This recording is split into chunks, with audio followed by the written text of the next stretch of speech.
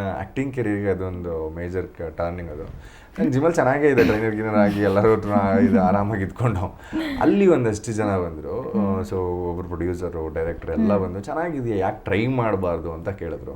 Sir ನಮಗೆಲ್ಲ ನನ್ನ ಸಿನಿಮಾನೇ ನೋಡ್ದವನಲ್ಲ, ಗೊತ್ತಾ ನಿಮಗೆ? ನಾನು ಸಿನಿಮಾ ಹೋಗಿ ಥಿಯೇಟ್ರಲ್ಲಿ ನೋಡ್ದವನೇ ಇಲ್ಲ. ಬೆಂಗಳೂರಿಗೆ ಬಂದಾಗಲಿಂದ ಆಗ ಒಂದು 7-8 ವರ್ಷ ಆಗಿತ್ತು ನಾನು ಬೆಂಗಳೂರಿಗೆ ಬಂದು.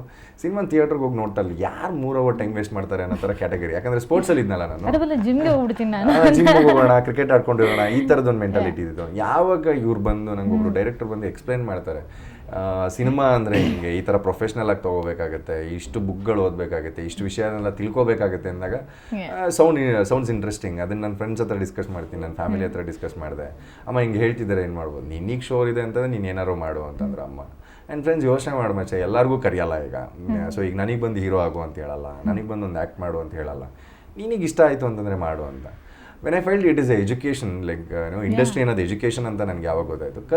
ಕಲ್ತ್ಕೊಳ್ಳೋದ್ರಲ್ಲಿ ಏನಿದೆ, ಟ್ರೈ ಮಾಡೋದಲ್ಲೇ ಬಿಡೋದಕ್ಕಿಂತ ಒಂದಷ್ಟು ಜನ ನೀನು ಬಂದು ಕೇಳ್ತಾ ಇದ್ದಾರೆ ಅಂತಂದರೆ ನಿನಗೆ ಕಾಲು ಇಳಿಯೋಕ್ಕಂತೂ ಅಲ್ಲ. ಯಾಕಂದರೆ ನಾನು ಅಂಥ ದೊಡ್ಡ ಸೂಪರ್ ಸ್ಟಾರು ಅಲ್ಲ, ಸೂಪರ್ ಸ್ಟಾರ್ ಮಗ ಇವ್ನು ಕಾಲು ಎಳೆದ್ಬಿಟ್ಟು ಇವ್ನು ಹಾಳು ಮಾಡೋಣ ಅಂತ ಅನ್ನೋದು ಇಲ್ಲ ಇವ್ನಿಗೇನೋ ದಾರಿ ತಪ್ಪಿಸ್ಬೇಕು ಅನ್ನೋದು ಅವ್ರಿಗೇನಿರಲಿಲ್ಲ. ಹೇಳ್ದಂಥ ವ್ಯಕ್ತಿಗಳೆಲ್ಲ ನನಗೆ ತುಂಬ ಬೇಕಾದವ್ರನ್ನೇ ಆಗಿದ್ರು. ಸೊ ಅದ್ರ ಬಗ್ಗೆ ಯೋಚನೆ ಮಾಡಿ ಬಂದಾಗ ಇದೊಂದು ದೊಡ್ಡ ವಿಕಿಪೀಡಿಯಾ, ದೊಡ್ಡ ಸಮುದ್ರ ಅಂತ ಗೊತ್ತಾಯಿತು. ತಿಳ್ಕೊತ ಒಂದು ಹಂತಕ್ಕೆ ಬಂದೆ. ಏನೇ ಟ್ರೈ ಮಾಡಿದ್ರು ಒಂದು ಬೆಟರ್ ಆಪರ್ಚುನಿಟಿ ಅಂತ ಎಲ್ಲೂ ಸಿಕ್ಕಿರಲಿಲ್ಲ. ಒಂದು ನವರಾತ್ರಿ ಅಂತ ಮೂವಿ ಮಾಡಿದ್ದೆ, ಪ್ರೇಮ ಬರಹ ಮಾಡಿದ್ದೆ, ಆದರೂ ಎಲ್ಲೂ ನನಗೆ ಆ ಶೈನ್ ಆಗ್ತಿದ್ದೀನಿ ಅಂತ ಎಲ್ಲೂ ಅನಿಸಿರಲಿಲ್ಲ. ಒಂದು 42 ಡಿಗ್ರಿ ಅನ್ನೋ ಒಂದು ಸಿನಿಮಾದಲ್ಲಿ ಸರ್ದಾರ್ ಸತ್ಯ ಅಣ್ಣ ಪರಿಚಯ ಆಗ್ತಾರೆ. ಪರಿಚಯ ಆಗಿ ನನ್ನ ಕತೆ ಎಲ್ಲ ಕೇಳಿದಾಗ ಅವರೊಂದು 6 ತಿಂಗಳಾದಮೇಲೆ ಅವರೊಂದು ಸೀರಿಯಲ್ ಸ್ಟಾರ್ಟ್ ಮಾಡ್ತಾಯಿದ್ರು ನಿರ್ಮಲಕ್ಕ ಡೈರೆಕ್ಷನಲ್ಲಿ. ಒಂದು ಸತಿ ಫೋನ್ ಬಂತು, ಚಿನ್ನ ನೀನು ಈ ಕ್ಯಾರೆಕ್ಟರ್ಗೆ ಸೂಟ್ ಆಗ್ತೀಯ, ಬಂದು ನೋಡು ಅಂತ ಹೇಳಿ. ಹೋದರೆ ನಾಗರಬಾವಿಲಿ ಒಂದೂವರೆ ಸಾವಿರ ಜನ ಆಡಿಷನ್ಗೆ ಇದ್ದಿದ್ದಾರೆ. ನಾನೇನು ಯಾರೋ ಏನು ರಿಜೆಕ್ಟ್ ಮಾಡಿರಲ್ಲ, ನೀನು ಆ್ಯಕ್ಟಿಂಗ್ ಬರಲ್ಲ ಅಂತ ಕಳಿಸಿದ್ದೆ ಜಾಸ್ತಿ. ಸೊ ನಾನು ಅಲ್ಲಿ ಯಾವಾಗ ನಾನು ಆ್ಯಕ್ಟಿಂಗ್ ಕ್ಲಾಸ್ಗೆಲ್ಲ ಹೋಗಿ ತೊಗೊಳ್ಳೋ ಅಂತ ಮಡ್ಡಲ್ಲಿ ನಾನು ಇರಲಿಲ್ಲ. ಹೋದ್ವಿ, ನಾನು ನನ್ನ ಫ್ರೆಂಡ್ ಹೋದರೆ ಹಿಂಗೆ ಫೋನ್ ಮಾಡಿ ಬಂದಿದ್ದೀನಿ ಅಣ್ಣ ಅಂತ. ಆಡಿಷನ್ ಕೊಟ್ಟೆ. ಅಕ್ಕ ಹೇಳ್ತು, ನೋಡೋಕೆ ಸಖತ್ತಾಗ ಅಂದ್ಕೊಳೋ, ಕ್ಯಾರೆಕ್ಟರ್ಗೆ ಮ್ಯಾಚ್ ಆಗ್ತಾನೆ, ಆ್ಯಕ್ಟಿಂಗ್ ಝೀರೋ ಅಂತ ಹೇಳ್ಬಿಟ್ಟು ಡೈರೆಕ್ಟಾಗಿ ಕಳಿಸ್ಬಿಟ್ರು. ಶಿಟ್ ಹಿಂಗೆ ಕಳಿಸ್ಬಿಟ್ರಲ್ಲ ಅಂತ. ಆಮೇಲೆ ಸತ್ಯಣ್ಣನ ಹತ್ರ ಬಂದು ಹೇಳಿ ಹಿಂಗೆ ಆಗೋಯ್ತಣ್ಣ ಅಂತ. ಚೆನ್ನಾಗಿ ನೀನು ನನ್ನ ಹತ್ರ ಏನು ಎಕ್ಸ್ಪ್ಲೈನ್ ಮಾಡಿದ್ದೋ ಅಲ್ಲಿ ಹೋಗಿ ಅದನ್ನೇ ಎಕ್ಸ್ಪ್ಲೈನ್ ಮಾಡು, ಅಕ್ಕ ಒಪ್ಕೋಬೋದು ಅಂತಂದರು. ಸರಿ ಆಯಿತು ಅಂತಂದ್ಬಿಟ್ಟು ಮೇಲೋದೆ. ಅಲ್ಲಿ ಆಫೀಸ್ ಡೋರ್ ಓಪನ್ ಮಾಡ್ಬೇಕಾದ್ರೆ ಒಂದು ಡಿಸೈಡ್ ಆದೆ, ಈ ಡೋರ್ ಓಪನ್ ಆದರೆ ಇಂಡಸ್ಟ್ರಿ, ಇಲ್ಲಾಂದ್ರೆ ವಾಪಸ್ ಹೋಗ್ಬಿಡ್ತೀನಿ ಗುರು, ಯಾರಿಗೆ ಬೇಕಿರಲ್ಲ ತಲೆನೋವು ಅಂತ ಅಂದ್ಕೊಂಡು ಹೋಗಿ ಕೂತ್ಕೊಂಡಾದ್ಮೇಲೆ ಬಾ ಚೆನ್ನಾಗಿ ಕೂತ್ಕೋ. ಇಲ್ಲ ಚೆನ್ನಾಗಿ ನೀನು ನೋಡೋಕೆ ಸಖತ್ತಾಗಿದೆಯಾ, ಬಟ್ ಆ್ಯಕ್ಟಿಂಗಲ್ಲಿ ಸ್ವಲ್ಪ ವೀಕ್ ಇದೆಯಾ, ಹಿಂಗೆ ನೋಡೋಕೆ ಯೋಚನೆ ಮಾಡು, ನಾನು ಇಂಡಸ್ಟ್ರಿಯಲ್ಲೇ ಇರ್ತೀನಿ.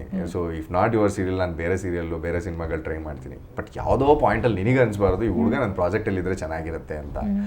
ಅದನ್ನ ಇಲ್ಲೇ ಟ್ರೈ ಮಾಡಿಬಿಡು, ಹೆಂಗೋ ನೀನು ಸ್ಟೇಟ್ ಅವಾರ್ಡಿ ಡೈರೆಕ್ಟ್ ಮಾಡ್ತೀನಿ ಅಂತಿದ್ದೀನಿ, ನೀನು ಏನು ಹೇಳ್ಕೊಡ್ತೀವಿ ನಾನು ಅಚ್ಚುಕಟ್ಟಾಗಿ ಕಲ್ತ್ಬಿಡ್ತೀನಿ, ನೀನು ಮಾಡು, ಆಮೇಲೆ ರಿಪೆಂಟ್ ಎಲ್ಲ ಪಡ್ಕೊಳಕ್ಕೆ ಹೋಗ್ಬೇಡ ಅಂತ.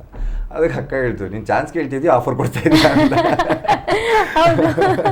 ಇಲ್ಲ ಅಕ್ಕ, ನನ್ನ ಹತ್ರ ಇರೋದೇ ಇದು, ಫೈನಲ್ ಆಗಿ ಮಾತಾಡಬೇಕು, ಇದನ್ನೇ ಮಾತಾಡಬೇಕು ಅಂತಂದಾಗ ಈಗೇನು ಮಾತಾಡ್ದು, ಯಾವ ಆ್ಯಟಿಟ್ಯೂಡಲ್ಲಿ ಮಾತಾಡ್ದು ಅದನ್ನ ಹೋಗಿ ಕ್ಯಾಮ್ರಾ ಮುಂದೆ ಹೇಳು, ನನಗೆ ಇಷ್ಟೇ ಬೇಕಾಗಿರೋದು ಅಂತ. ಮತ್ತೆ ಹೋದ ಕ್ಯಾಮ್ರಾ ಮುಂದೆ ಬಾಕಿ ಏನೂ ಬರಲಿಲ್ಲ. ಬಟ್ ಇವ್ನ ಕೈಲಿ ಮಾಡಿಸ್ಬೋದು ಅನ್ನೋ ಕಾನ್ಫಿಡೆನ್ಸ್ ಅವ್ರಿಗೆ ಬಂತು. ಸೊ ಒಂದು 10 ಎಪಿಸೋಡ್ಸ್ ಆದಮೇಲೆ ಒಂದು ಎಮೋಷ್ನಲ್ ಸೀನ್ಸ್ ಬರುತ್ತೆ. ಆ ಎಮೋಷ್ನಲ್ ಸೀನ್ಸಲ್ಲಿ ಬಂದು ಅಕ್ಕನೇ ಹೇಳಿದ್ರು, ತುಂಬ ಚೆನ್ನಾಗಿ ಆ್ಯಕ್ಟ್ ಮಾಡ್ತಾ ಇದೆಯಾ ಅಂತ. So that is where like ಎಲ್ಲೋ ಒಂದು ಕಡೆ ನಾನು ಹೇಳಿದ್ದನ್ನು, ನಾನು ಪ್ರಾಮಿಸ್ ಮಾಡಿದ್ದನ್ನು ಉಳಿಸ್ಕೊಂಡೆ ಅನ್ನೋದು ಬಂತು.